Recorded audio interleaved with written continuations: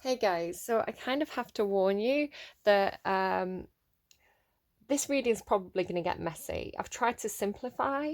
I've been doing readings off camera, and they've got quite complicated, but they've made like a lot of sense until I've got to the end, and then I get confused. So I've not felt like, because I don't have clarity of the message, I've not felt like I want to put them on camera for you guys because they just didn't feel right.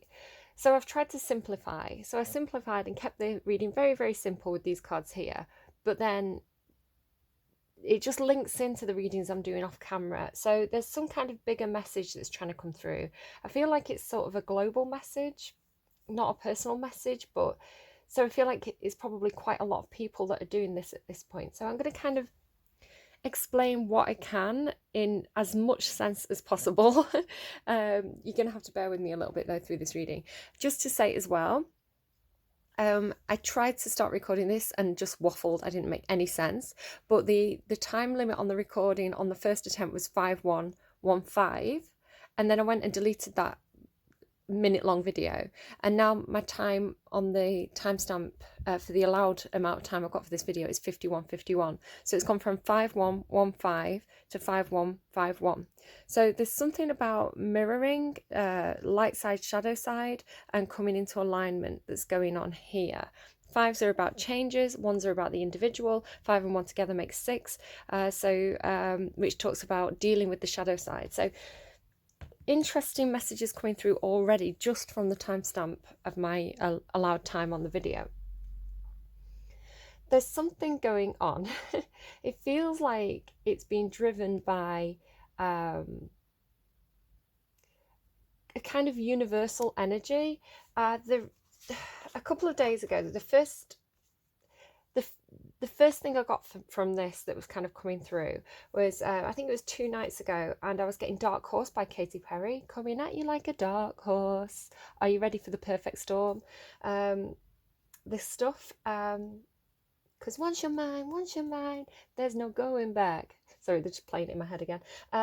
So at the same time, they were showing me, it was like a mix of the High Priestess card and the Queen of Wands card. So it was like this energy that was, it's kind of like almost like an otherworldly, slightly maternal, very, very loving, intuitive energy, but it's also very passionate and creative. So this feminine energy that's kind of like pushing through into my readings at the moment. So I've got a load of cards to show you the kind of stuff that's coming through. I keep getting cards like this. So this shaman energy, shaman, obviously it's this kind of like very high priestess like energy where it's this ability to open a portal between kind of the day-to-day reality and the higher realms, whatever you want to call that, the psychic ability, the dream space, however you want to call it. I don't know, I don't have all the answers, but yeah, the shaman, this high priestess card, so you can just sort of see visually this kind of energy that's trying to come through. It's very powerful. Normally they were showing me black cats, and I kind of woke up and my black cat was sat right next to me looking at me in my face, but normally the Queen of Wands, she does often have a black cat. So they were showing me like this kind of high priestess. It's like a passionate high priestess. It's like or like a muse energy, this kind of like creative source energy, like an oracle. These cards keep coming out for me. And then when I pulled this deck out here as well, I've got this kind of the world card. So it's funny because it's actually the image that's on the box. You can see there, the world card. So I kind of, and it's just like the main card for this deck. So I pulled out the cards and she was there again, and then I pulled out the cards and she was on the underlying, so she just kept on looking at me. This energy, it's like, do you see what I mean with the owl? It's like this higher spiritual truth, this higher spiritual energy that's trying to come through to the readings at the moment. So gorgeous. And then under that, as if we needed proof that there's some kind of divine intervention happening, we've got the Wheel card and the Magician card. The Magician card, again, is where the High Priestess is a little bit more like an oracle. The magician is somebody who's a bit more earthy, but they have the ability to take kind of the messages from the oracle, right, and ground them into a tangible reality. So this is somebody who can manifest the dreams. So I feel like it's like co-creation with the universe, something like this. But there's also all this dark light business coming through. So if I just show you this sun card here, you know, it's probably one of the darkest sun cards that I have. It looks like it's not quite, it looks like it's not really daytime, you know, it still looks a bit like dusky, but you've got this bright sun. So just to kind of draw your attention down here to this kind of what's going on here briefly, and I'll come back to this, but the cave here, this darkness, but the sun is shining there. So finding the light in the darkness is, I think, a key message that's coming through.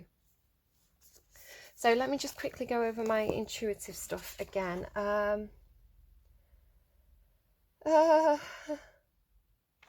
did the what goes around comes around reading, so that is done. I saw a lion with a shopping trolley. It was like an anthropomorphic male lion with a mane, but they were pushing a shopping trolley. But I think that might have just been a message for me, because I posted a picture of myself comparing myself to a lion on social media, and I've been watching this TV show called Superstore, so I think that was just something for me. But I'll mention it just in case, I don't know, somebody's, I don't know, works at a supermarket and the mascot's a lion and they have this lion collecting shopping trolleys. I don't know. So the thing that I got last night, right? So I did this reading last night, and I kind of left it. I left it to kind of percolate. And as I was falling asleep last night, I said, please show me a signifier for this reading. I want some kind of visual indicator for people so they can associate with this reading. So I saw very, very clearly, it looked like a graphic image. It didn't look like it was a real thing, but it was a skeleton. Now the skeleton was wearing quite a big oversized suit, like a power business suit, right? But it kind of had a bit of a scruffy look to it as well. It's sort of like, it didn't look like it was an expensive tailored suit. It looked more like somebody who's trying to be like quite business-like. But it was a skeleton in a business suit. It was kind of like a bluish grey colour, like a very pale bluish colour, maybe something like, you know, it wasn't quite blue, it's kind of more grey, but there was kind of a pinkish red tie, white shirt, but the thing with this skeleton was it had a very big gold crown on its skull, very big gold crown, and it was holding what looked like the Ace of Cups, right, a big gold goblet. So I don't know what that is, but that's what I saw. That's what they gave me for this. So it's something to do with perhaps a love offer that didn't go anywhere, you know, like the symbolism of kind of like the death of a skeleton and the offer of a cup. It could be a deadly cup, I don't know, poison chalice, something like this. I don't know, but I think this is coming through, for me, something to do with a lot of the fear that comes with taking a leap of faith into something new, because I keep seeing the Fool card as well. So I'm going to kind of talk you through what's happening here with this energy. So it's coming through as feminine energy, but it doesn't have to be. It's linking to kind of the maiden mother crone stuff that keeps coming through. I'm particularly getting, I mean, this is Leo energy, but this is always Pisces for me, but this card keeps coming out. It's here twice, the Page of Cups. This has been coming out for Capricorn as kind of like this kind of distilling of emotions that Capricorn's been doing. But I'm also getting Libra because of this, the heart that's up here, which I'll talk about in a minute. A few of the songs as well that are coming through down here. When I was kind of working out, the Sun card there as well. So double Leo, Virgo there as well. I'm getting strongly, and it's more intuitively than what's going on in the cards, but Libra, Pisces, Capricorn, yeah, and a bit of Virgo there too. And as I was kind of thinking this, they started showing me the cover of the film Music and Lyrics with Drew Barrymore and Hugh Grant. So very, very, very clearly, like unmistakably, they were definitely showing me that. And sorry, it's so complicated.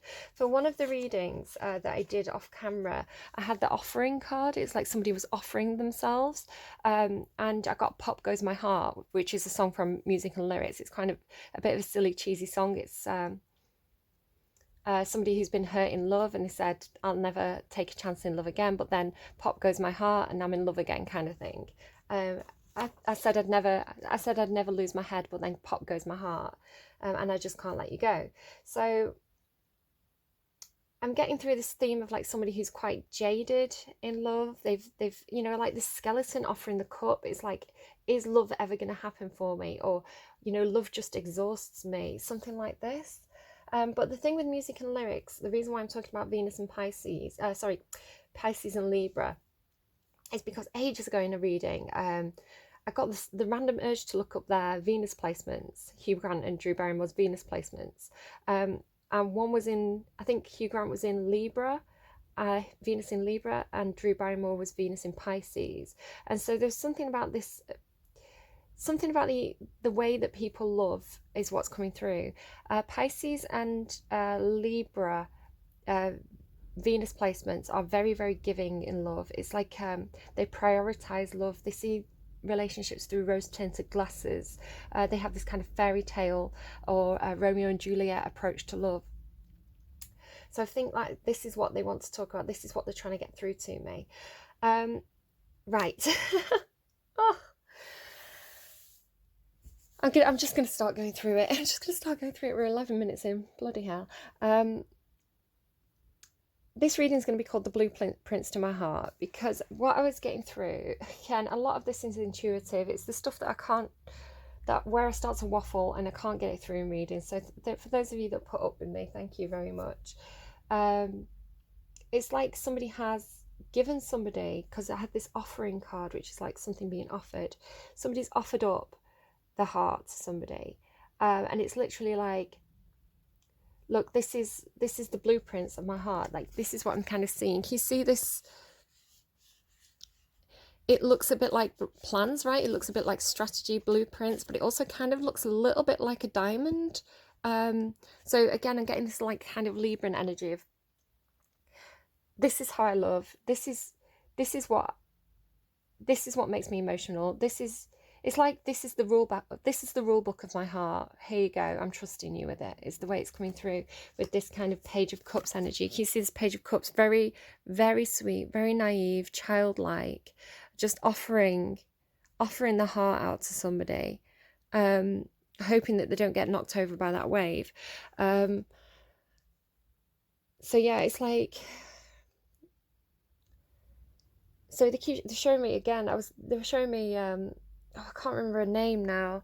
The lady from Les Miserables, who the mother who ends up becoming a prostitute, and she does this song. It's, I dreamed a dream of life gone by, something like that. But she, at the end, she kind of says that I'm not going to give up on hope, and this is what's coming through. It's like, I've been hurt by love, I know, because underneath this, right, you've got all this childlike energy. It's beautiful. Underneath this is the crone, right? The crone is wise. She's the old, jaded woman. She's got, again, look, she's got this kind of like, look, she's offering this thing. And again, the crone and the shaman, like these energies together are like very otherworldly. So it's somebody who has this worldly experience, but they're refusing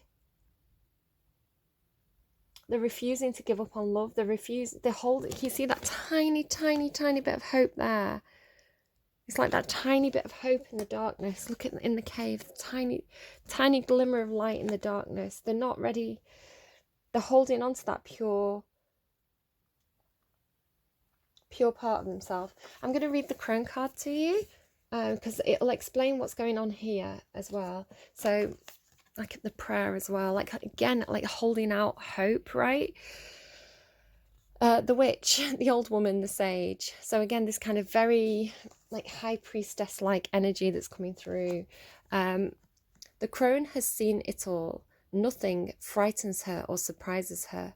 She is the final manifestation in the feminine trifecta of Maiden Mother Crone. In her long life, she's witnessed endless cycles of death, sex, failure, rebirth, conflict, and regeneration, giving her the ability to rise above the world of duality. This duality is a key theme. I'll come back to this. She laughs at notions of good or bad, right or wrong, as she has seen the earth churning, smouldering, taking life and giving life. The crone energy accepts everything in, devouring beauty and suffering with the same mouth. Using their energy to reveal hidden secrets and knowledge, it's so high priestess energy. Like, so high priestess energy. Like, seeing it all, seeing the good and the bad, rising above it all, you know, accepting the duality of nature, right? Her energy resides in all of us, though it is feared by most for its power and unconventional relationship with death and the macabre. Awakening the crone is dangerously rich and unapologetically magic. So just think of that Dark Horse song by Katy Perry. If you go and watch the video to that as well, it's very similar energy to like this energy that I'm picking up on that's like coming towards. It's like, I'm coming at you like a dark horse. It's scary, right? It's powerful and scary. When like magic, clairvoyant, psychic, intuitive, and wise. The crone is the master of letting go and residing in what she is. Letting go, again, coming back to this here. Okay, we're going to cycle around to this. The crone is the master of letting go and residing in what she is, in what is. She rejects nothing. The crone is often seen with the crow, smoke, night, or the moon.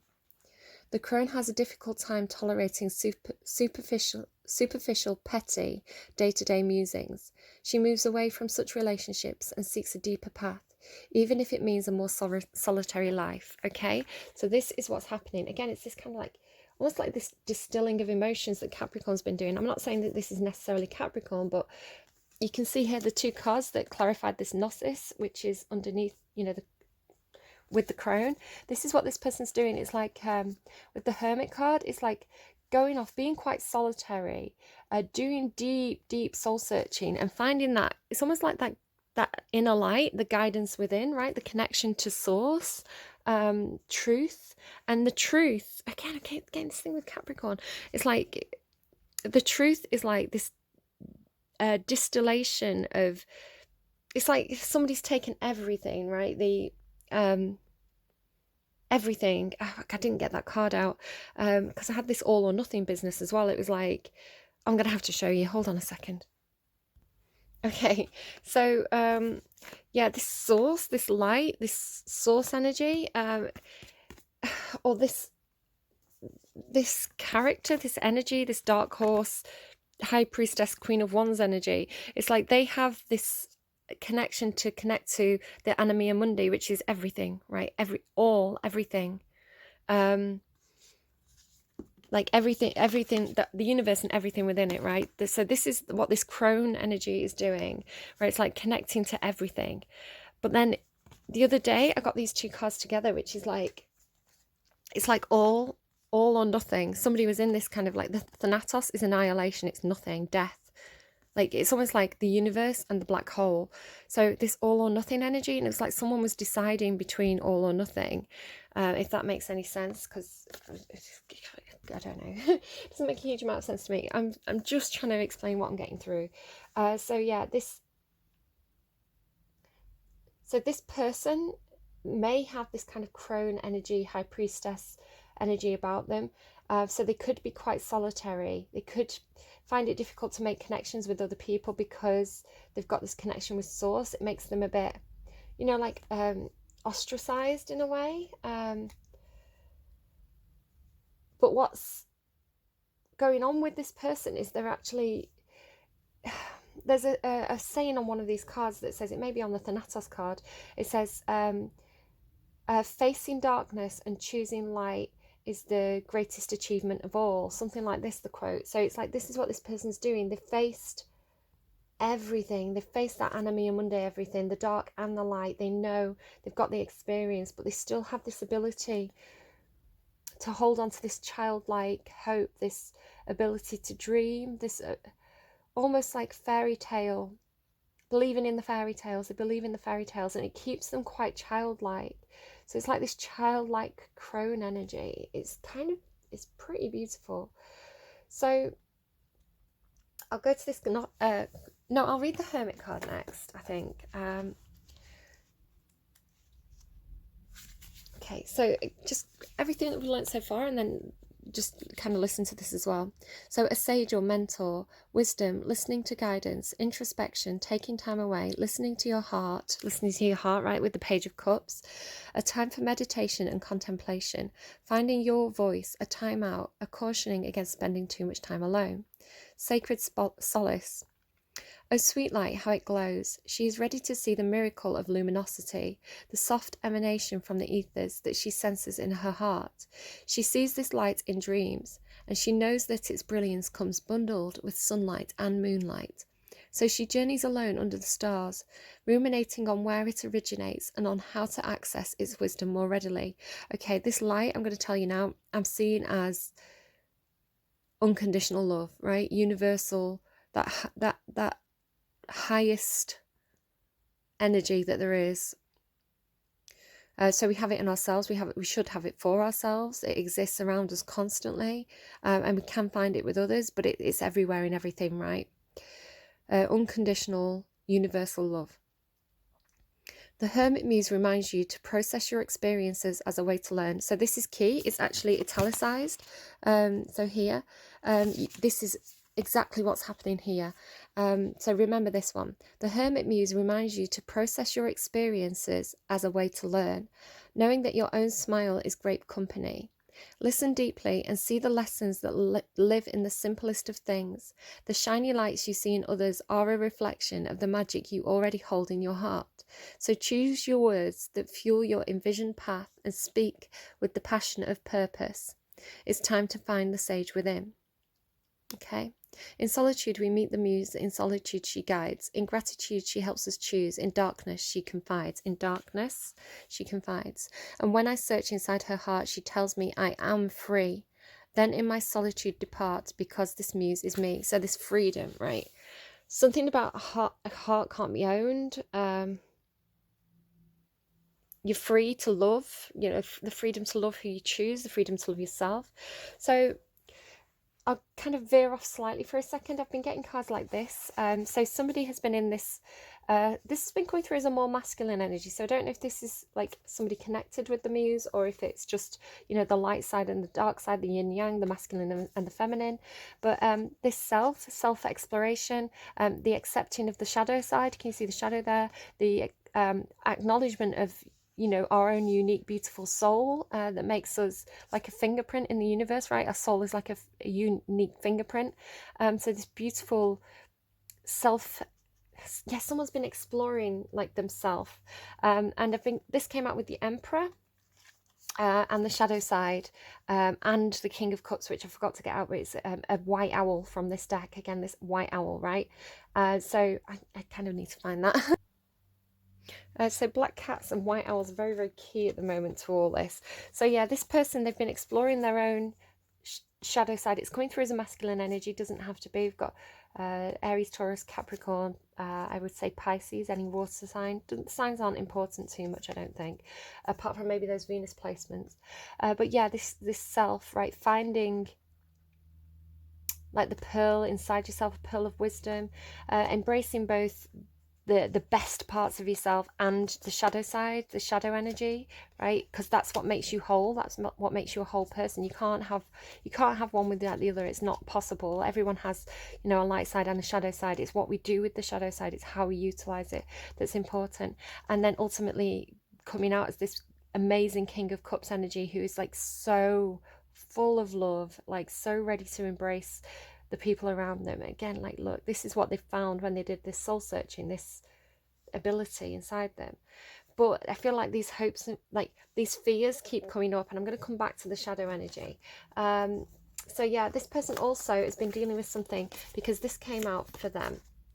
Again, it could be the same person, but somebody, this was talking to me. The song that clarified this, if I just look back at my notes, I can't pronounce it. was tu vuo fa la americano. It's that so you wanna be Americano, Americano song. So it's this. The box talks about uh, traditional values, societal values, the rule book that we've been brought up with. You know, the it's like we're born a child with kind of no rules. This kind of like we just go off base instincts, but as we grow, as we learn, you know, society, our parents, school, whatever's around us, they start to enforce all these different rules or points of view on us. They build up these kind of walls, which it's almost like Cinderella, not Cinderella, sorry, that's because of some songs that came out, Rapunzel trapped in the castle, right? But the castle is your mind. So the Emperor in Reverse talks about well, the Emperor again has this sense of like the structure, the boundaries, the social conventions, the rule book, right? The things that keep us, that stop us from being this unique individual, right? This unique, brilliant soul that shines in the world, and it forces us to conform. So somebody is actually breaking out layer after layer after layer, breaking through this kind of social conditioning in their own mind. Could be from a father figure, or just generally society as an authority figure, and they're coming into their own version of what the emperor should be, and it's something very, very loving, but they're still haunted by these kind of like dark energies. So too much too much. We're not talking about them, like I have to, because it's all part of the same thing that's trying to come through. It's just complicated. Back to this person. Let's read Gnosis, which I can't actually pronounce. The thing with this is, like, I know how crazy I sound right now. I've been doing this. I'm the crone right now on my own, pulling all these cards, seeing this big storyline coming through, going a little bit crazy. I get it, all right? I get that I'm this crone energy right now. There's another reader that I watch, and I won't say who it is because I don't want to be kind of rude, but she's brilliant. I love her so much. I love her reading. She gets really excited as she's reading these cards, and she pulls out this storyline, and I just feel like I'm doing a very similar thing to her right now, but she's a bit crackers. She's a bit crackers, right? And I'm aware that I'm a bit crackers right now.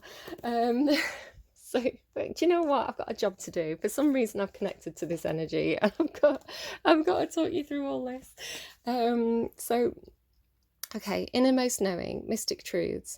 True knowledge is not found in facts and figures, in scholarly books on library shelves. Rather, Gnosis points to the deep and timeless archetypal wisdom that rises from the felt experience of having touched the unknown with every one of the senses. Those who are drawn to Gnosis find themselves in esoteric studies, likely involving mysticism, alchemy, healing, or perhaps science. Knowing is their calling. Not knowing is their job description. No matter how far the alchemists take their studies, they come to the ultimate conclusion that facts slip towards mystery, and soon the mystery results in facts. This card signifies a knowing that is life-changing. Once you experience it, you are forever changed, and become a guardian of Gnosis. The eternal mystery is calling you. Study your passion in the deepest way available to you.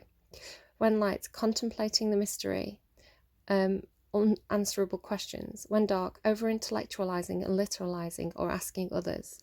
This card relates to the riddle and the shapeshifter. All concern themselves with revealing mystic truths. Those who say I love this. Those who say they know, don't. And those who say they don't know, know. So exactly what I'm saying. I don't know, I'm just reading the cards, right? And this is what this crone energy is doing. It's like, it's almost like there's another card that sort of says this and that are true. Like everything exists and nothing exists at the same time. Like it's the light and the shadow at the same time. It's like this and that are true. And this, I think it's Socrates, or I think it was Socrates. I may be wrong. Had this metaphor of statues, and it was something to do like statues symbolizing knowledge, and you had to really screw the statues down, otherwise they had this tendency to like walk about.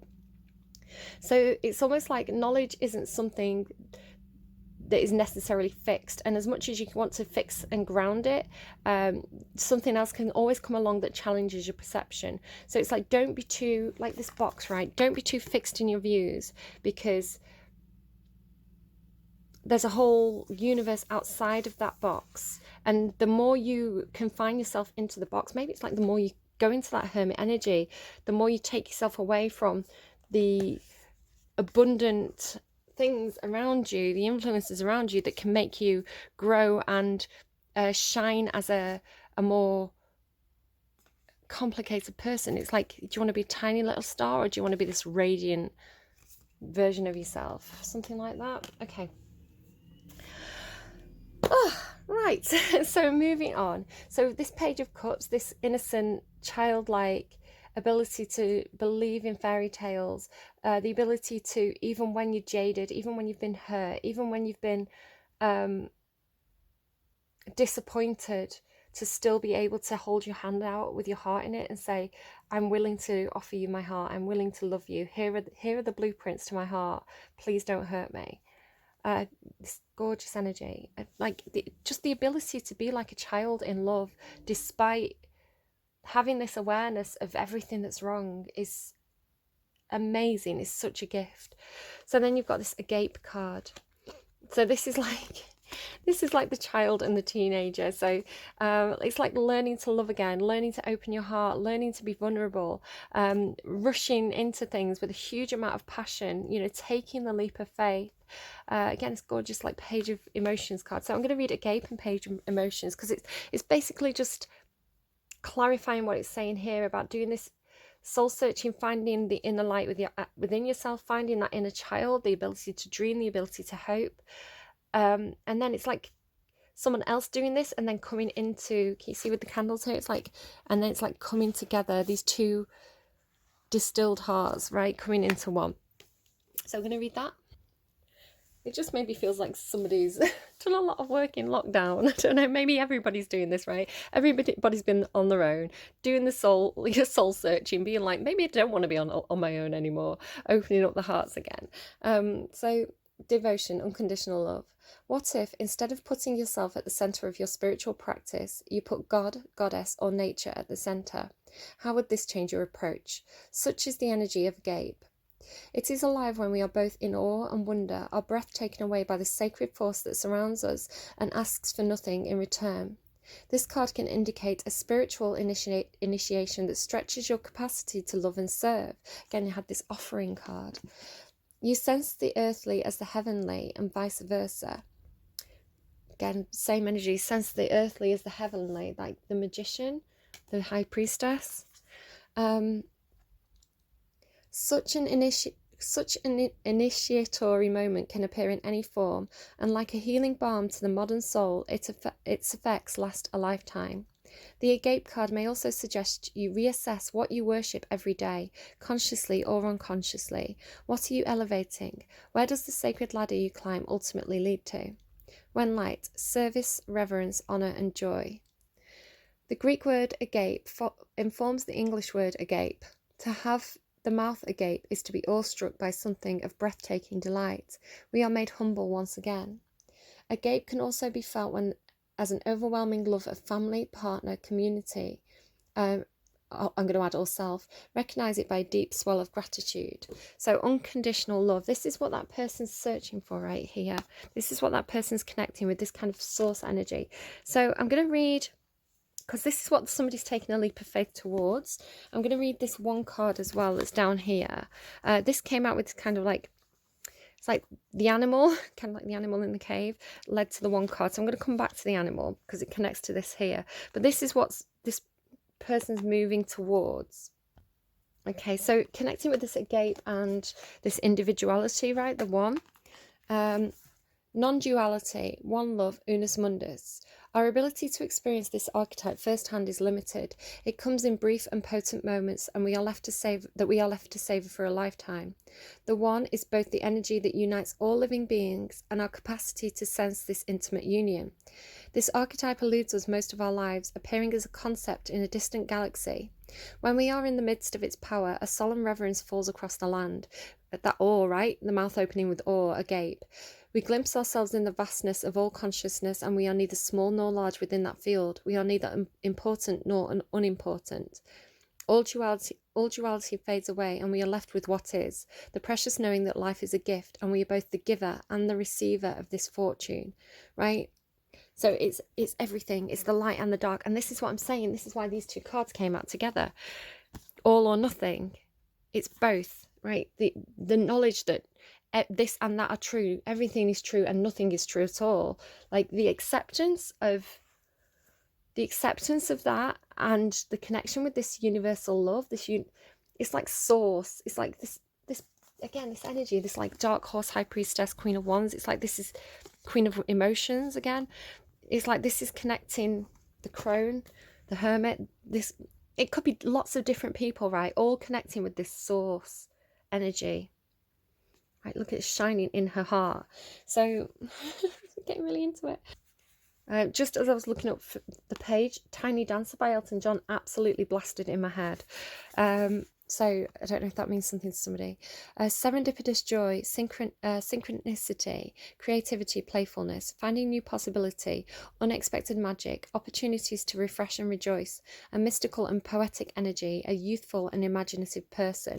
So again, it's like this crone energy, like it's very Piscean energy of like, and Capricorn energy as well. People say about Pisces and Capricorn, it's like the older they get, the more childlike they get, the more they're kind of like adult children. So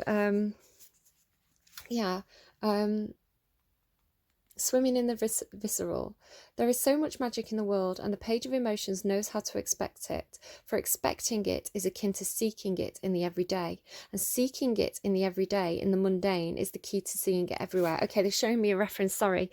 I watched a film on Amazon, I think it was Amazon Prime, and it was called The Map. Okay, the blueprints, the map. Oh my god, it's the film.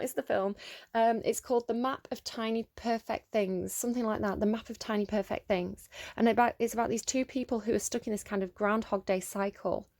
Where the same day keeps repeating, and they kind of team up to go and find like exactly what this is saying. It's like they find that the perfect moments in the mundane, the perfect moments in the everyday things. So I'm not giving too much away, but this is all in the trailer for the thing. So it's one example is like this guy's sat on a park bench or on just a bench near a road, and this truck pulls up behind him, but the truck has angel wings, and it looks like the man has angel wings. So they go through this whole day and they go collecting all these tiny moments that are brilliant, and this is what this person has the ability to do. Oh my god, I've got the goosebumps. Oh, I've got the like universal goosebumps. It feels amazing. So yeah, oh, it's beautiful. So I'll read it again. For expecting this kind of agape source energy, right, is akin to seeking it in the everyday. And seeking it in the everyday, in the mundane, is the key to seeing it everywhere. Oh my god, my back's going hot now. I've got the two different energies. There are universes of powerful truth to be found in the internal horizons of our being. So deeper down her own rabbit hole of history and feelings she dives. She begins to understand the synchronicity she spots today is the result of energy and priming she sent out into the biosphere yesterday. Magician, right? Magician creating with the universe, co-creating with the universe. Amazing. She uses this technology of magic to create her path, always remaining childlike and playful as she imagines her future. She lives less goal-driven and more heart-driven. She invites you to be surprised by the beautiful serendipity in your world today, and to use that inspiration as a starting point for your next move. Start with a light releasing of control. Living a magical life is a choice. Living a magical life is a choice.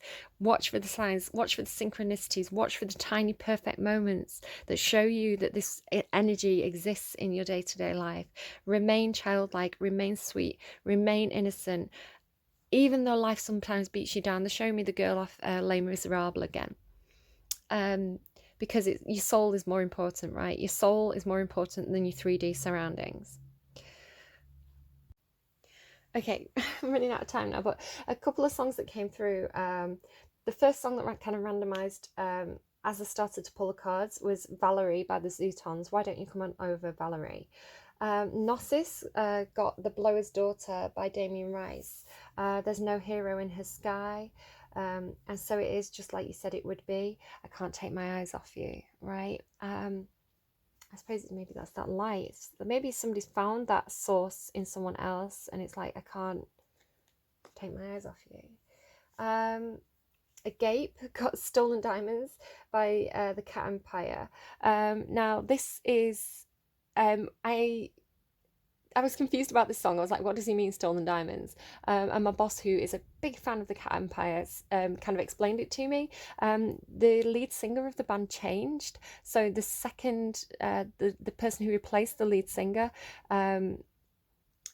would go out on stage and sing the songs that, you know, he felt like that were the first person songs, but he'd get all the applause for it, he'd get all the recognition for it because he, you know, but they weren't his songs, they were the stolen diamonds. So with this diamond heart business of Libra, there could be something to do with like someone stealing someone's heart, stolen diamonds, you know, but it's been offered. What else? So to go to the cave, I got Wild Thing, you make my heart sing. It confused the heck out of me. So this is why I had to stop and I couldn't record the reading last night. I had to think about it. So the cave, right? Being in the cave, being in the dark, being in that solitude, being the, I don't know, rejected from society perhaps, but having that light.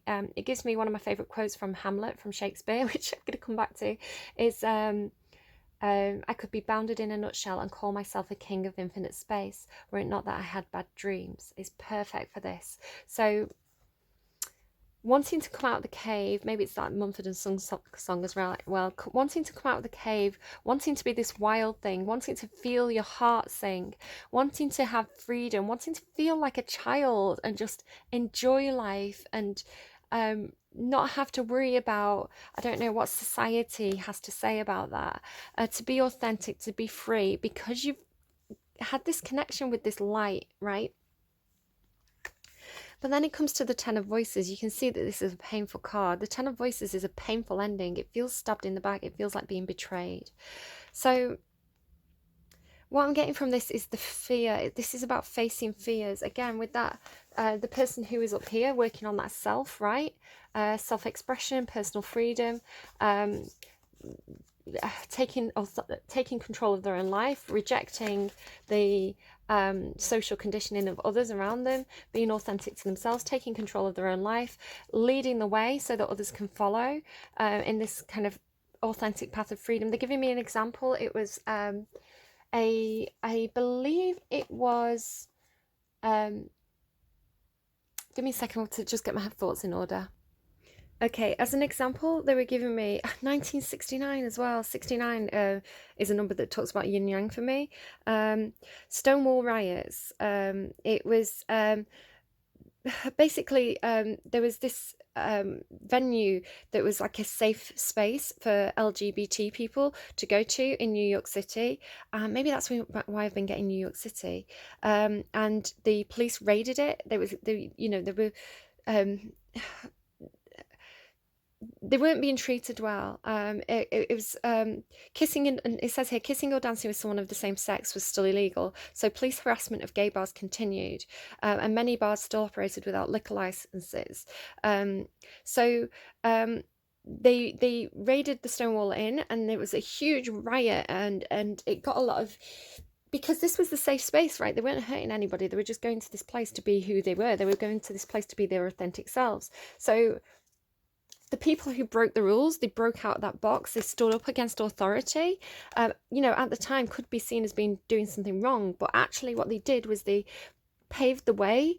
They broke the boundaries so that other people could walk they could walk behind them, they could follow in their footsteps and be their authentic selves without fear, you know, without as much fear, you know, having those safe spaces created for them. So there's something to do about breaking the rules for others. I'm going to just talk about the cave. Look, it's like being silenced. I'm going to talk about the cave in just a second. I'm getting upset. Okay, so I feel like this is it's talking about being trapped in the box for me, but also about going in and doing the shadow work, right? Facing the shadow side, facing the things that scare you. So the dark, the portal, the interior. Those who are fortunate enough to find and enter the cave are forever changed. It is a place of potent power, acting both as a portal to another realm and a space for the sacred ritual and initiation. The cave is a place to return for meaningful retreat when one can see the true self in the darkness. Where one can see the true self in the darkness.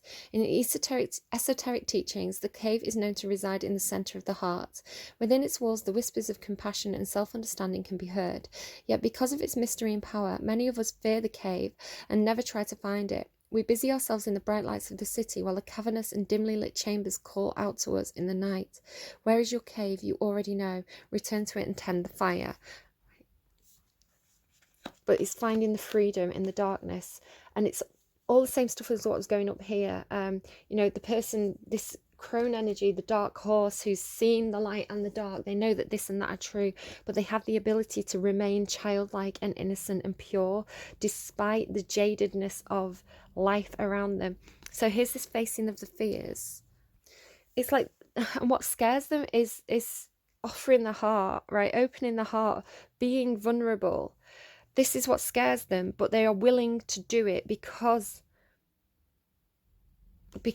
right, the Ten of Voices, a painful truth or realization, despair, victimhood, being stabbed in the back, deception or betrayal, harsh endings, disillusion, seeing the world in a completely new way, an opportunity to begin anew, prompt, gashed simplicity. The Ten of Voices knows that no matter how severe this wound will be, she will heal and become stronger. She knows that any backstabbing circumstances or illusions, because the page can be an illusion, they believe in the fairy tale, right? Or illusions that she has missed along the way will dissipate and mend with this major ending. She is ready to heal, so she turns and faces the swords head on. She turns and faces the swords head on. And yes, as expected, this ending is difficult. There are moments when she wants to give up and wallow. All the poor me's in the universe come knocking at her door, and yet she sits bravely with this painful closure, reminding you to experience and release any hurt you are holding on to. Do not allow it to set muscle memory, and avoid holding space for helplessness at this time. Allow your parts to be lovingly stitched back together, as they will elevate you to the top of your mountain, where any remaining voids will be filled with the opportunity for love. For healing comes, and at a cost, a soul sown to get stronger still. For healing comes, and all the loss gives strength and love and will. So it's like, okay, this is what clarified. The Queen of Cups, expressing the love, but not being able to. Again, it's Rapunzel stuck in a tower, right? Not able to express her love, not able to let her wild side show and be that wild, free thing, right? But then the tower comes, and the tower is what shakes us out of our comfort zone. It pulls the rug up from underneath our feet. I feel like the tower moment, is going to release the Queen of Cups from the cave, okay? Justice, karmic justice, like, something's being corrected here. I literally got divine intervention. I'll have to put it in the box below, but a song intervention for something the other day, and then temperance, patience. It's like there she is, locked up in that castle, waiting, like turning to stone. She's been waiting so long, but while she's been in that tower, she's found balance. And look at that water, it's pouring into the lotus flower. So it's like this healing energy of love and transformation. So we've got this threshold energy. It's like somebody's ready to take a leap of faith with the Fool, right? Look, it's like, but the fears hit, taking a leap of faith into the unknown. You can see this person's like walking up to the edge here, walking up to the edge. They're ready to take this leap of faith, but it's like at the moment of jumping off, of taking that leap, that's when the fears hit. The Moon card talks about fears, and this is why we've got the shadow side here. And like, this is why all this energy has been coming out. It's like the dark and the light, right? The shadow and the light, the fear, wearing a false mask, nightmares, shadow side. This is what's coming through, especially I think for this, and for both energies, the feminine and the masculine. If this is two people coming together, they're all getting hit now by, it's like the final test, right? As you approach the edge, Have you done the work? Are you brave enough to face this energy? Are you ready enough to walk through the darkness of the cave into the unknown? Face all those fears, right? Knowing that something may end, but knowing that you can heal, knowing that you can go back to the start and have this simple childlike ability to still have hope, and still, it's like hope leading you through the darkness of the cave when you're being silenced. The high priestess is often mute. The moon talks about unknown secrets, facing fears, facing the unknown, revealing truths. The sun card illuminates things that have been kept secret. So to run through a few more of the songs that came through after all that. So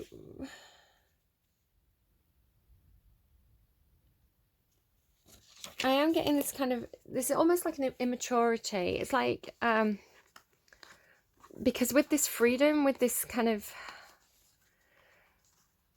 it's almost like childlike, it's almost like a teenager, naive. So some of the songs that came through were like, I like to move it. So it's almost like somebody who's perhaps immature in love, which is explained by this Queen of Pentacles card up here, because this is like, she's probably the youngest Queen of Pentacles. It always speaks to me about somebody who got married early, you know, they got married at a young age, or they've been in a long-term relationship from a very, very young age. So it's almost like that naivety has been preserved in a way, possibly. It's not one thing that's been coming through. So, oh my goodness, so much. So after Wild Thing, I kind of wanted a song to kind of, I didn't understand Wild Thing, right, for the cave at first, because I didn't understand what this Ten of Voices was, this ending, facing your fears. So I got another clarifier, and I got a Dustland Fairy Tale by the Killers. I'll just pull up the lyrics to that. No, I don't need to. I've got it. The video to that song, A Dustland Fairy Tale by the Killers, it talks about somebody missing out on an opportunity for their one true love. So you can go and watch that video, and it explains what's happening. It's like, don't let your fears hold you back. Because it's maybe someone fears being stabbed in the back, maybe someone fears the ending. But the whole point is that this person has the ability to still hold on to hope, and you know, they know that the pain is, it helps them grow. So facing your fears head on, even if it means that you're going to be disappointed in love, and still going back to that childlike ability to have your heart in your hand. It's a huge amount of bravery, and not many people can do it, which is why I think it's talking about these breaking chains. Because the next song that I got, kind of, I went for a walk, and I was kind of like mulling all this over in my head. The first song that I kind of got was Cinderella by Britney Spears. So Dustland Fairy Tale actually says, Cinderella's in a party dress, but she's looking for a nightgown. So I've got all this Rapunzel stuff up here, being trapped in the box, being trapped in the tower, and now I'm getting Cinderella. So it's Dustland Fairy Tale and Cinderella by Britney Spears. So this is Cinderella's Got to Go. I'm sorry running away like this. I'm sorry. I can't remember. You can go and look up the lyrics to these songs. So it's Cinderella, don't run away from the ball. Don't run away from the edge. Take the leap of faith. Then I got Invisible Chains by Lauren Jauregui. This is from Birds of Prey soundtrack. It's I'm gonna have to look up the lyrics. I can't remember them. It's unbelievable. It's exactly what I'm talking about with like the box and the cave. So I've been trapped in a cage. Trapped in the tower. Sorrow says I should stay, but I found beauty in this pain. Give me strength to break these invisible chains, right? The devil energy. It talks about things that you think you're chained to. I don't believe in your fairy tales and goals. Kono Zoko La Virgin, and she's working on her soul. Oh, this ain't over yet. She's still got demons in my head, right? Cold sweating in my bed. Don't want to get used to screaming in my sleep like every night, just praying on the day that I'll see the light. About 100 miles deep, but I feel like I'm running out of time. Hang on. Still tasting metal, it lingers on my lips. I let it haunt me so I don't ever forget all the battles. I'm a walk through the fire and the shadows. So somebody's getting ready. I told you they're going to take the leap of faith to go through the shadows, go through the fears. Because it's too late to save me. Don't come away. Don't pray for me because I've saved myself. I've already saved myself. So yeah. So I think somebody's literally like saving the soul here. It's like, I don't care about my circumstances. I'm saving my soul. I'm holding on to that childlike ability to. I see she's saying about. There's disillusionment here. There's disillusionment with believing in the fairy tales, but what's coming through is that you have to hold on to the hope. You have to have the ability to be the child again, despite all the jadedness. It's like really important. It's something to do with hope and the power of hope to motivate people. Now, then you got Stay by Shakespeare's sister, which again, if you watch the music video, it kind of talks about this innocence and this jadedness, the light and the dark, the black and white, the angel and the devil. And then I got I Don't Feel Like Dancing by Scissor Sisters, which again, it's like, this song for me is like a song that I cannot help but dance to. But in the song, he's saying, I don't feel like dancing. You know, it's like, I'm giving up on hope. But the thing is, like, it's like, even when I have really dark days, when I feel really, really down, when I'm in this energy, that song can play. And within a minute, I'm up and I'm dancing, right? Where's that Emperor card? Where's it gone? It's like, I'm up and I'm dancing. Like, I got this from a Libra reading a while ago. And I was like, yeah, that's me. So Stay by Stay by Shakespeare's sisters, and I Don't Feel Like Dancing by Scissor Sisters. So something about sisters here as well. And to close out the reading, the last song that I've got for you, and it's fecking beautiful. And again, it talks about the ability to love despite having experiences that make you feel jaded, is You Are the Only Exception by Paramore. So I'm going to pull up the lyrics. You are the only exception. It's like facing your fears.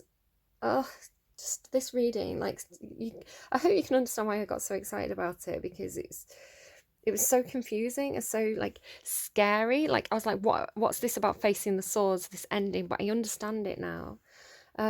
When I was younger, I saw my daddy cry and curse at the wind. He broke his own heart and I watched as he tried to reassemble it. And my mum swore that she would never let herself forget. And that was the day I promised I'd never sing of love if it does not exist. But darling, I'm going to cry. You are the only exception. Maybe I know somewhere deep in my soul that love never lasts, and yet we've got to find other ways to make it alone or keep a straight face. And I've always lived like this, keeping a comfortable distance, and up until now I've sworn to myself that I'm content with loneliness, but because none of it was ever worth the risk. But you are the only exception. I've got a tight grip on reality, but I can't let go of what's in front of me here. I know you're leaving in the morning when you wake up, but leave me with some proof it's not a dream. You are the only exception. You are the only exception. And I'm on my way to believing. And I'm on my way to believing. So it's like having the ability to hope, having the ability to hope, to hold your hand out, to give someone the blueprints of your heart, even though you know you may have to face your deepest, darkest fears that this person's going to hurt you and reject you. But the ability to do it is the key. That's the important thing. The ability to be in this energy is the important thing. Ignore the waves, all right? I hope the waves don't crash. I hope you make it through the cave. I hope you're brave enough to enter. I hope you're brave enough to try. And I'm going to leave it there because you have to light the way for others, right? And I'm going to go and cry now. Bye, guys. Take care. And I'll see you again soon.